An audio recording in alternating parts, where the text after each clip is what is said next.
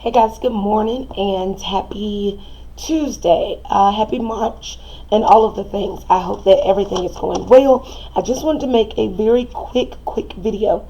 This week, your task, kind of straightforward, is to finish and submit your final persuasive essay. I am in the process of reviewing the drafts and offering comments. Let me say something about that. Of course, if you submitted a draft and it meets the directions of the assignment, then you got a 100.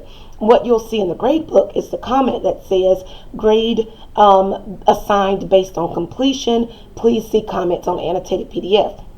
So in order to get to those comments, if you don't know, you can just go to where you submitted the assignment, click on the assignment link, and you'll see what you submitted. But if you scroll all the way down, you will see a PDF. You'll see a little tiny picture of me and a PDF where you can click on and see my comments. So if you have trouble doing that, please let me know. But as I'm reviewing your essays, I do want to just remind you about the assignment.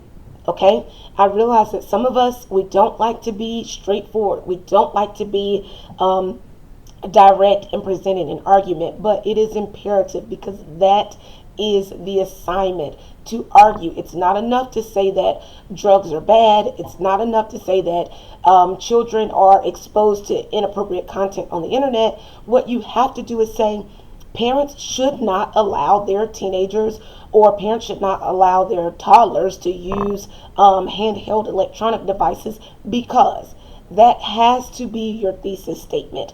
You have to make a straightforward, argumentative claim using words like should, must, it is imperative that, it is important that, whatever, etc., etc. Okay?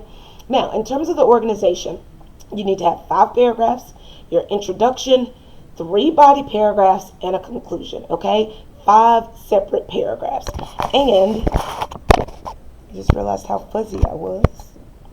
With those 5 paragraphs, your introduction needs to start with a hook, something that's going to engage the reader.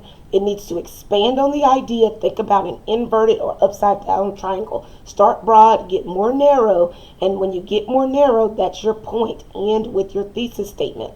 A couple of things that I'm noticing beyond the organization is the tone of your writing. Some of you are using a very casual conversational tone, as if you are having a conversation with the reader, and that's not the goal. You want to maintain a neutral, objective tone. So don't write as though you're speaking to someone, like, hey, have you ever thought about this?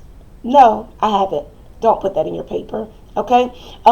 You also, along those same lines, you don't want to make announcements. In this essay, I am going to think about it. If you have ever read a book, you have not ever opened a book, and on the first page, the author said, I'm about to write a story about a murder mystery. Right? This is about to be a true crime novel. So you want to make sure that you don't do those things. I try to make it sound kind of fun and flippant in my explanation, because I want you to understand how it sounds when I read that in your writing. In this essay, I'm going to explain why, teenagers should work part-time jobs. Well, if you do your job as a writer, you don't have to tell me that that's what you're going to tell me. Just write it, okay? Other things to keep in mind along those lines is the use of the word you. In most cases, you can be completely omitted. I've made notes about that on Moodle. Make sure, because think about it, you is a second person pronoun. When you say you, you're talking to me. If you say that you should attend a community college before transferring to a university, well, that falls flat, dead in the water, right there, because you would be me, and that's not applicable to my life. So what you would say instead is recent high school graduates should consider attending a community college before transferring to a university. So you see the difference. You have a target audience. I'm not, in most cases, the target audience. So it doesn't make sense to use you.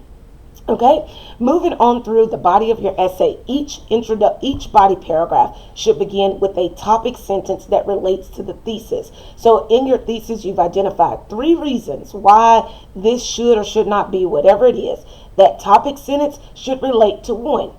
One of the most important things for parents to consider before giving their children a handheld technology device is the inappropriate content that children may be exposed to. That's the topic sentence. Okay, and then that paragraph is all about that, and then you move on. Additionally, furthermore, moving on to different things, and in conclusion, you're tying it all together. So, I just wanted to remind you of those things. What you'll notice in your comments, oftentimes I'll use the word consider, and it's because this is a writing process and ultimately you are the creator. And so when I say something like consider how you can revise this to be more effective, what I want you to do, I get that it's not a directive in terms of what you should do, but what I'm telling you is, hey, this can be better. Think about how it can be better. What can you do to improve? And that's the goal, right? So I am challenging you guys to steadily be working toward improvement, not perfection, because that's never the goal. It's really not attainable. So I just want you to do your best. I just want you to put in time, effort, and things like that to focus on getting your work done. If you have any questions, please, please, please don't hesitate to send me an email. If you would like to schedule an appointment sometime this week to stop into my office to talk about your papers, then don't hesitate to do that. And happy writing.